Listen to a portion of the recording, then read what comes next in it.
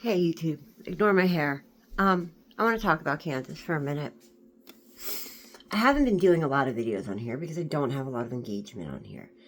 But I am a sociologist slash psychologist, social science, criminology, victimology, whatever. And I also am a news literacy ambassador at Penn State and Dean's List member. Lots of other little things I could stick titles behind. I'm also a lifelong domestic violence and intimate partner violence and every other type of violence survivor. So trust me when I say I know of what I speak. I spent the first 3 semesters of my school career studying relationships and gender, and the rest studying violence and trauma. But anyway, I don't really need to qualify to talk about what I'm going to talk about. But I will add this also. While I am female, and I am not in any way queer that I know of, except for that I'm more attracted to personality and intelligence than I am to any physical thing, which my kid says makes me somewhat queer. Of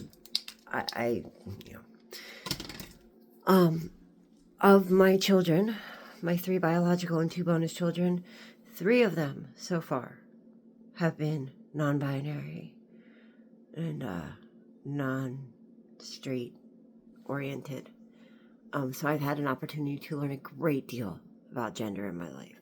So not only have I taken like biology of gender and other gender classes.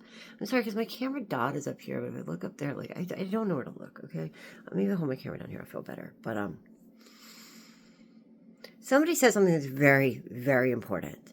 So already, nobody really guards bathroom doors, right? So like, I've been using the men's room since the 80s. If there's a line at the women's room, I learned this when I was a little kid, and mostly because, like, usually it's a single stall if I do it, obviously. I'm not like, but if there's a line at the ladies' room, there's almost never a line at the men's room. Meanwhile, like, the last 5K I ran on Thanksgiving here, there was only one bathroom open. It was the men's room, so women had to use that.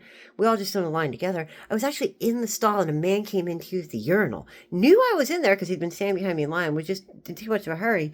So while I was in the stall with the door closed, he was using the urinal, and I was like, dude, I'm coming out. I hope you're not exposed because I'm coming out. Obviously I'm 40 some years old and capable of handling myself, but I could have been a little girl. Who knows? He could have ended up with like some kind of like registration status for exposing himself in front of a child too. To be fair, it goes multiple directions. There are all kinds of legal issues here. But what Kansas has said as a state is that you are required to use the bathroom that you gender presented at birth. And I'm going to say that despite the fact that's not how their law is written, because it doesn't matter. Like, you can have a penis and not have XY chromosomes. Okay, and even if you have XY chromosomes, you could not have a penis if you don't have the protein markers that are required to activate the Y chromosome. So, like, there's a whole, like, spectrum of X, XXY, XYY, XY that doesn't have the proteins. The only one that can't survive is Y alone. You need to at least have an X. I can't explain that. Maybe I can explain it, but it's all in jokes and like reverse misogyny. What is it called when you don't like men? I mean, it's not feminism. Feminism is thinking everybody should be equal. That's what I am. And we know misogyny. I guess it would be patronisy or something like that. I should know the word for that, but nobody uses it. Think how sad that is, right? The misogyny is a really common word, but the word for hating men, it just doesn't exist that we know of. We know what patriarchy is. That's the men who hate the women, and hate the thought that women might like be equals and stuff.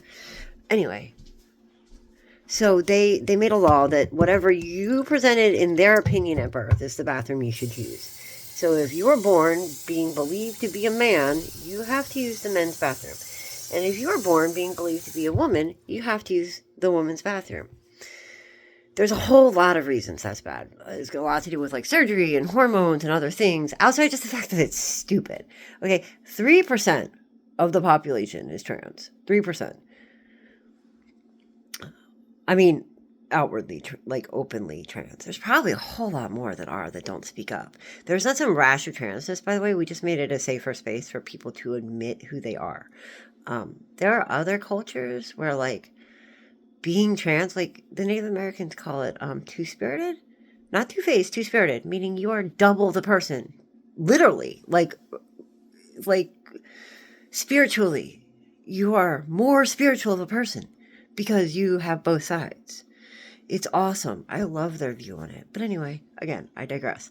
Hormonally, once masculine presenting people start taking estrogen and reducing their testosterone, they're far less likely to behave like a male stereotype. Sorry, I'm grinding coffee grounds. At the same time, when female presenting people start reducing their estrogen and taking testosterone, they are more likely to become violent, aggressive, other stereotypical male attitudes and behaviors, including hypersexualized. So what you're releasing into the bathroom now is more male than female in behavior. And let's be fair, you, the patriarchy, who are making these laws, because women don't, in general, we don't care to make these laws. We care about things like feeding children. And yes, that is stereotypical. I don't care. It's also backed up by research. And a lot of men are not toxic, horrible patriarchy men either. There's a lot of positive masculinity out there. I mean, no insult. Go look up Speech Professor. He is so full of positive masculinity. There's the positive masculinity guy who I wish I could remember his name, and then I could print, like 3D print myself a version of him who lived here and needed a wife, because he's everything. But anyway, but I can't remember his name. He's a template. Back to what I was saying. And yes, I do believe in templates for who you want to have come into your life. Okay, so now we have said that if you're born presenting female, you must continue to use the female bathroom. Because we are afraid that if you were born presenting male, even though you are now a female and you've made it clear that you are now a female, and most likely most trans women are still into men. That's part of being a trans woman. So you're not even interested in women, but whatever. I mean, some of them are lesbians, but let's not go into that. Okay. So,